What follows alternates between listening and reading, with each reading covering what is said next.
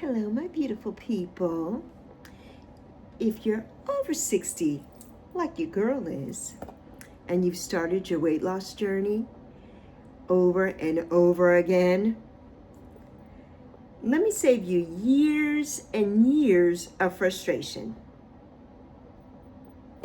The biggest mistake I made, it wasn't eating dessert.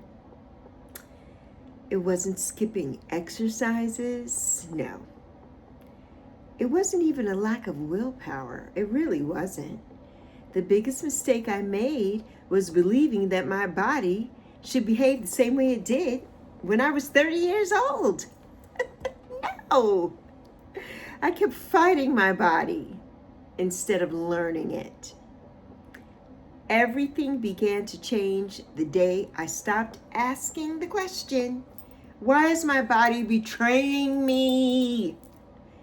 Why? And I started asking, what is my body trying to tell me?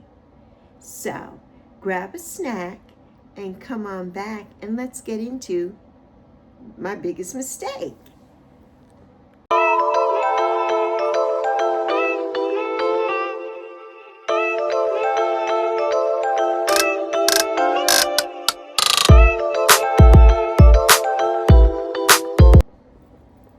Hi, my beloveds, and welcome back to Weight Loss After 60, Fridays with Lexi, where we're not just losing weight, we're doing what? We're gaining life. That's what we're doing here. We're gaining life. And this series, it's not about perfection. Absolutely not. And it isn't about quick fixes. It isn't about pretending that I've figured everything out, because I haven't. It's about telling the truth. And today's truth is simple. The biggest mistake I made after 60, it wasn't the food that I was eating. It wasn't the food that I was eating at all. It was treating my body like a stranger instead of learning my body, my new body, right? I'm not 30 anymore. I'm not the teenager who was on the swim team in high school, who ran every day and swam every day. I'm not the girl in my 20s who lived in New York and walked the streets of New York every day for exercise and getting my steps, walking up and down the subway and doing all that. Not that girl anymore. Not the girl in my 30s, before I had a child, who was going to the beach every day and really active, doing things. Not that girl anymore. I thought the answer for me was more discipline. I thought it was more discipline. For years, I believed the answer was always the same. Eat less, move more, try harder. If the scale wasn't moving, I blamed myself. I totally blamed myself if the scale wasn't moving. I thought I needed more willpower. No. What I did need was the punishment. The punishment. I needed more understanding. More understanding. I spent years fighting my body. When I should have been studying my body. I should have been studying it. My body changed, but I didn't change with it. I didn't. That's one of the biggest lessons that I've learned, is that every decade, like I just mentioned, introduced me to a different body. A different body. In my teens, I was that girl who was active. In my 20s, I was walking and doing all the things. In my 30s, I was preparing to have a baby. I became a mother. In my 40s, my relationship was over, and I really took that out on myself. I beat myself up and I took it out on my body. At 55, I had to have a hysterectomy, and that changed a lot of things. I had a uterine prolapse and I had to have a hysterectomy. And before that surgery, I had already, lost a significant amount of weight. preparing for the surgery. I was diagnosed with diabetes, so I was working on that.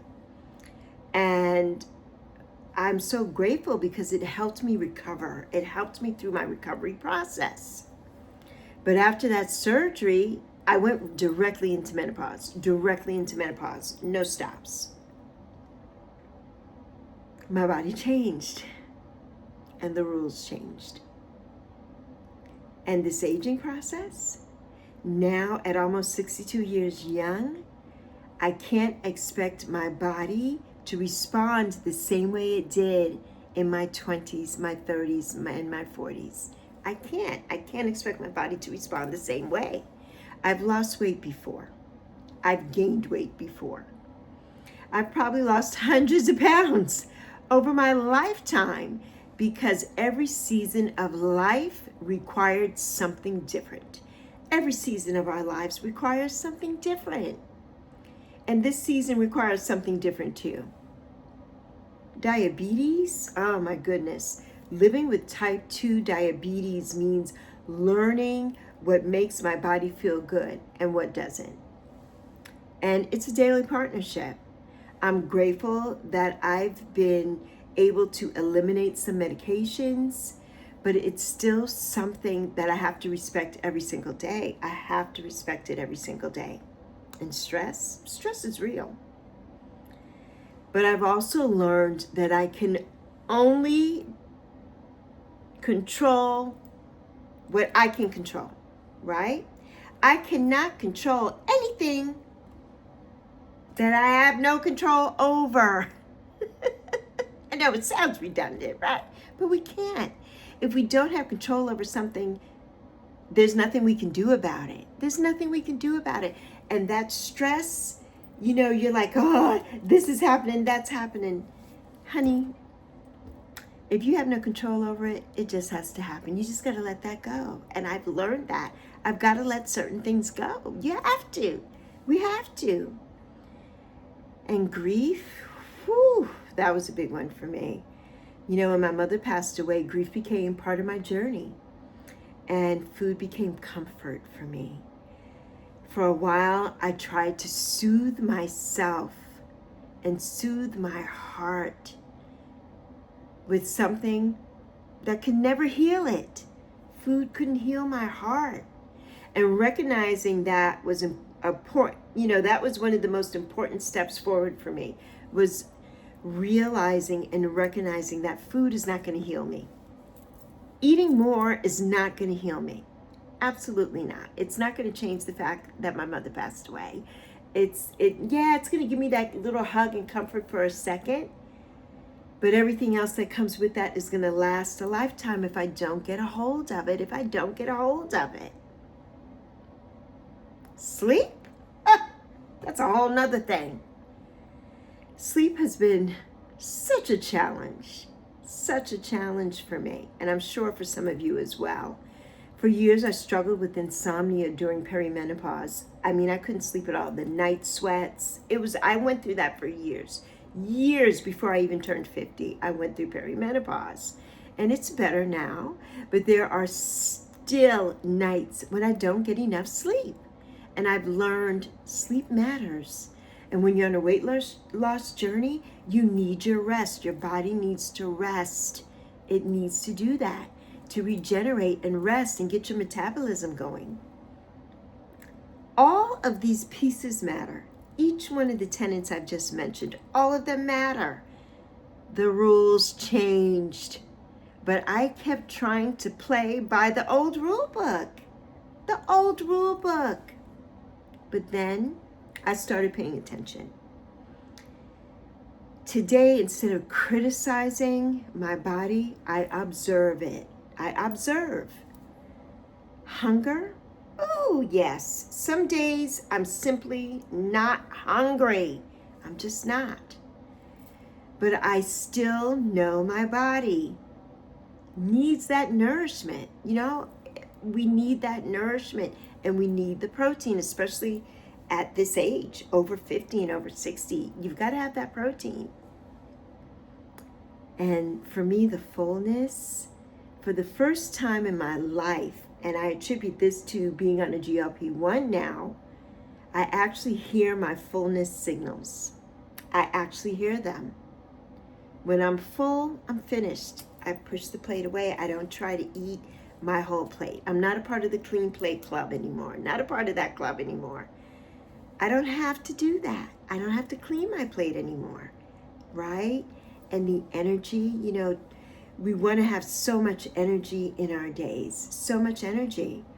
Some mornings I wake up so full of energy and I could just do it all. I could run a marathon. And other mornings I just don't. I don't have the energy other mornings. And instead of calling myself lazy, I have to ask for what my body needs. What my body needs. Some days it's very slow mornings. I need to just rest and take care of myself and listen to the cues of my body. Listen to, am I sore today from doing my light weights, which I keep here with me. I have these little sand weights, these little 2-pound weights, and I try to do them every day as I can. And I have other ones as well. I have weights anywhere from 1 pound up to 10 pounds that I do, because I'm never going to be bulky, of course. That's not what's going to happen. But I know that I have a range of motion limitation, so I can only do little bits and pieces at a time. But I finally, the satisfaction, I finally feel and understand what satisfaction is like. I feel that now. I totally do. Especially when I'm eating. I'm not stuffed. I'm satisfied. That's a huge victory for me. It's a huge victory for me. And the movement, I do my seated steps every single day, right? 7 days a week. I use my weights when I can. A lot of people see me here doing my steps. People come on and say the craziest things. Do you have a condition? Like I have Tourette's, no disrespect to anybody, but no, I'm doing my steps. Or is something wrong with your heart or something? They always have something to say. I'm like, I'm doing my steps, but you can't see my feet because my feet, I'm marching. I'm marching up and down. My feet are moving and my arms are moving. I wear a watch here. So when I have my watch on, I have to move my arms up and down or else it's not counting. So I have to move my arms unless I put my watch on my feet. And then nobody would know what I was doing because I would be sitting here, marching. Could I do more some days? Maybe I could. But today, consistency matters more than perfection for me. As long as I'm consistent and I could go every day, some days I do 8,000 steps. Some days I could do 13,000 steps. Some days I do 10,000 every day. It just depends on my body and my energy level. And as we get older, that muscle, like I said, maintaining muscle, it becomes important. So I'm beginning to add, like I said, the little weights, beginning to do that because I want to take care of my future self. That's what I want to do. And hydration, yes, I've learned that too. Water and electrolytes are non-negotiable for me, non-negotiable. And that was one of the big mistakes I was making too, not drinking enough water, not having electrolytes. I see a lot of people, all they do is drink water. Plain water, no. Plain water doesn't hydrate you. You need electrolytes. You need to replenish that salt, that magnesium, that potassium. You need to replenish that in your body. You're putting it out every time you exercise and move. You're sweating. You need to replenish that. It's really, really important.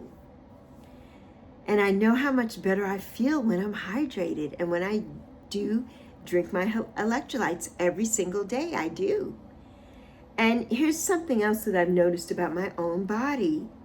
Sometimes I'm eating within calorie range. I'm aiming for, right? I'm eating in that calorie deficit that I'm aiming for. And the scale still moves in the wrong direction. It still goes up. I know that I haven't eaten over 3,500 calories to gain a pound. I know that I haven't done that. I know that. I don't pretend to know every answer. I don't pretend to know every single answer. But I do know this. My body isn't a math equation. It's definitely not. It's giving me information. It's giving me information every day, and I'm finally learning to listen to my body. I'm finally learning to listen to it. And that's a big step. That's the big lesson for me right now.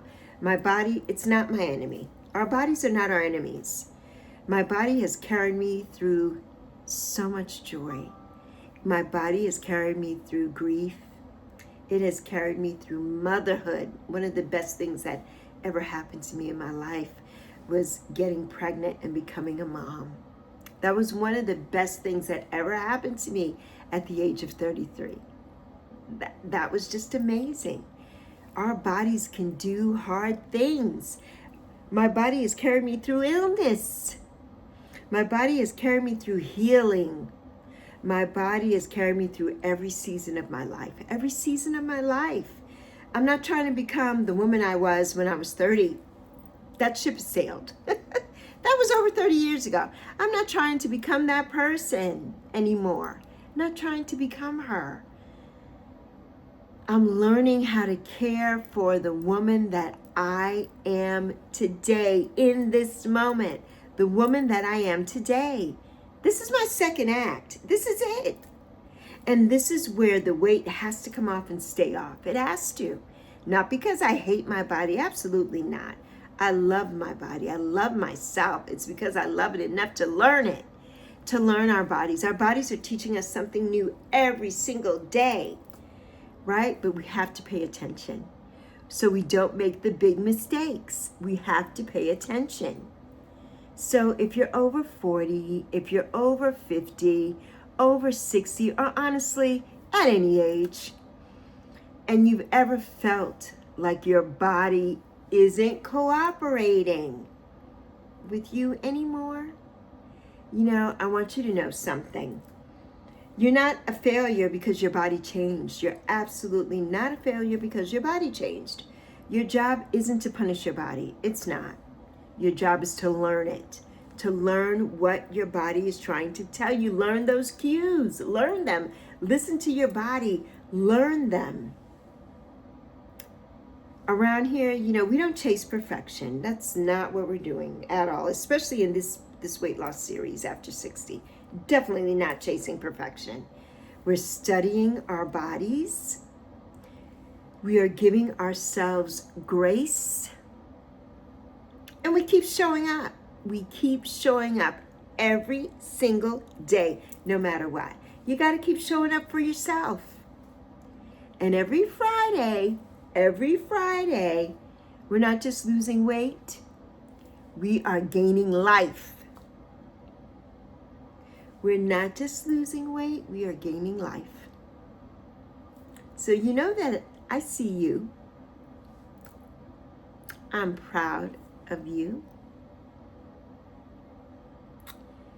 And I thank you for spending part of your day with me. Love you plenty.